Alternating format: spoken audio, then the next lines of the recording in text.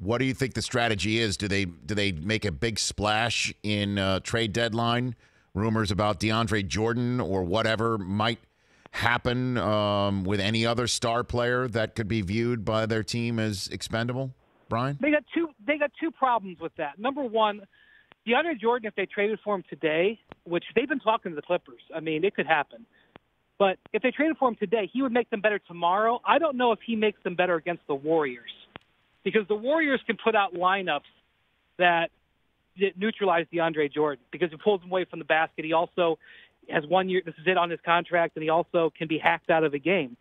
I think the better trade to make is for a really good perimeter player so that you can play your best center at center against the Warriors, and that's LeBron.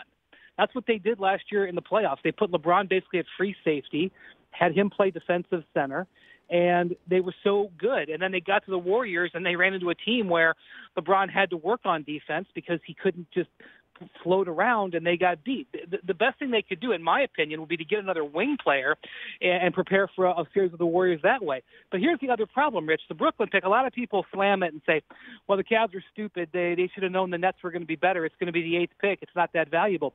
Look at the standings. The Nets are 2 games. If the Nets win the next 2 games, that pick's going to be the 11th pick.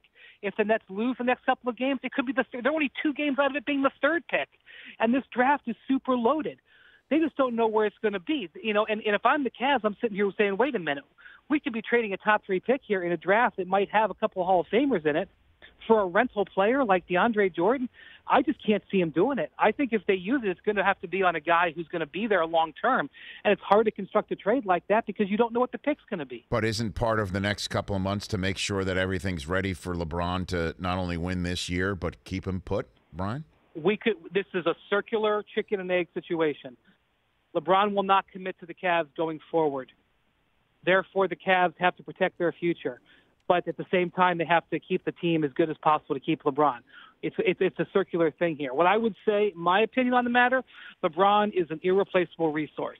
Once he leaves, you will never replace him. The organization could exist for another 50, 75 years, and you not see him again. To me, I would probably trade the pick and deal with the rebuild long term. The Lakers made this same decision with Kobe. They sold out to keep Kobe. They gave him the $50 million contract at the end. It set the entire organization back. They're still recovering it. But every time I walk into Staples Center, I see 5 banners up there that Kobe helped them win. To me, I would do that. But it's easy for me to say that. Dan Gilbert has already been burned by LeBron once. He had 4 miserable, terrible years. He doesn't want it to happen again, and he's hedging his bets, and I get it. But, boy, this is a tough situation. And this is the first thing that I said when they made the Kyrie Irving trade. They put themselves in an impossible position for February because LeBron doesn't care who's in the draft. He doesn't care who the best 19 or 20-year-old is. He wants a man he can win with tomorrow, and they put themselves in a position where it's going to come to a head by February 8th. The Rich Eisen Show, weekdays at noon Eastern on Audience.